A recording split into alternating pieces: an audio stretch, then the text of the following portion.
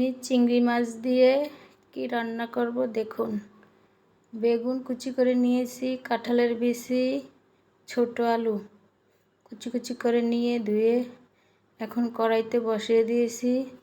কাঁচামরিচ, পেঁয়াজ কুচি সব আমি একে একে দিয়ে দিব। টমেটো কুচি, পরিমাণ মতো লবণ, হলুদ গুঁড়ো, মরিচ গুঁড়ো, ধনের গুঁড়ো, জিরার গুঁড়ো, রসুন বাটা সব মশলা আমি দিয়ে দিব।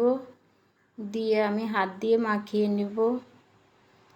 হাত দিয়ে মাখিয়ে আমি চিংড়ি মাছ রান্না করব আজকে। এভাবে রান্না করলে অনেক স্বাদ, আপনারা ট্রাই করে দেখতে পারেন।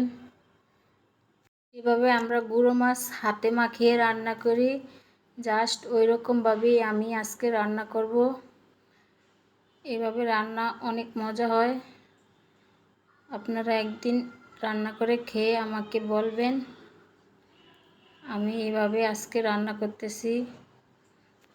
তো তেল দিয়ে দিলাম, দিয়ে আমি এখন হাতে মাখিয়ে নিব। সব মশলা একসাথে মাখিয়ে নিচ্ছি। এভাবে সব সবজির সাথে মশলা মাখিয়ে নিব। আমি ভালো করে মাখিয়ে নিচ্ছি।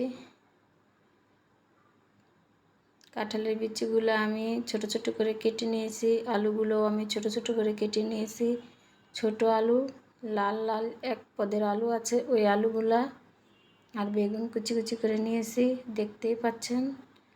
এখন ভালো করে মাখিয়ে আমি পরিমাণ মতো পানি দিয়ে দিব। যতটুক লাগবে অতটুকুই দিব, বেশি দিব না, তা না হলে গলে যাবে। আমি পরিমাণ মতো পানি দিয়ে নিয়েছি, এখন আমি ঢেকে দিব। আমার হয়ে গেছে পানি দেওয়া কমপ্লিট। এখন আমি রান্না বসিয়ে দিয়েছি।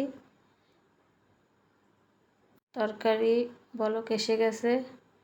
আমি পুরো পানিটা শুকাবো না, হালকা একটু পানি রাখবো। যারা শুকিয়ে ভালোবাসেন তারা একবারে পানিগুলো শুকিয়ে ফেলাইবেন। আমি হালকা একটু ঝোল রাখবো। ধনেপাতা দিয়ে দিয়েছি, একটু ঢেকে দিব। আমার রান্না হয়ে গেছে।